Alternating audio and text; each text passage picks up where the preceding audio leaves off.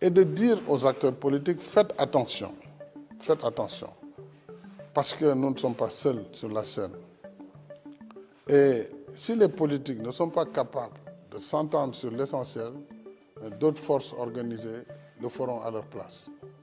Et là, ils perdront tous. Première interview depuis l'annonce du report des élections, le président Macky Sall a évoqué l'intervention de forces organisées pour rétablir l'ordre au Sénégal.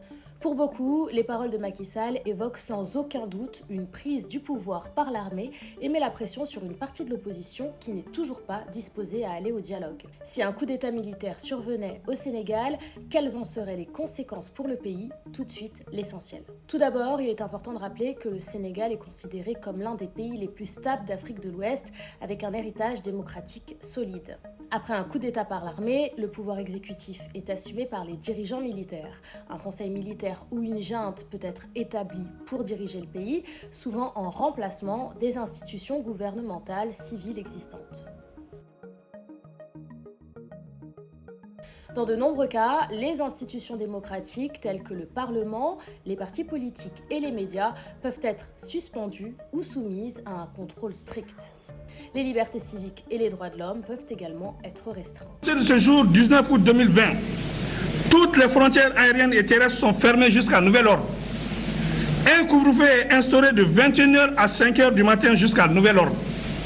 La continuité des services publics sera assurée par ceux qui en ont droit au regard des textes en vigueur.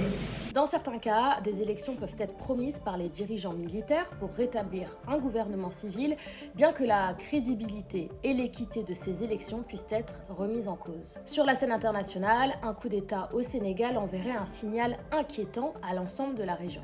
Le pays perdrait la confiance des investisseurs et des partenaires étrangers, ce qui affecterait ses relations diplomatiques.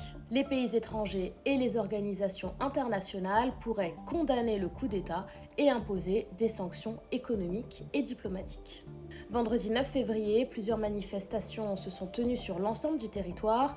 Sur les réseaux sociaux, les internautes ont publié plusieurs images choquantes sur lesquelles on peut voir les forces de l'ordre brutaliser des civils, dont des manifestants et des journalistes.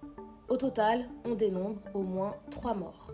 Sur les réseaux sociaux, les internautes appellent à une nouvelle mobilisation mardi prochain.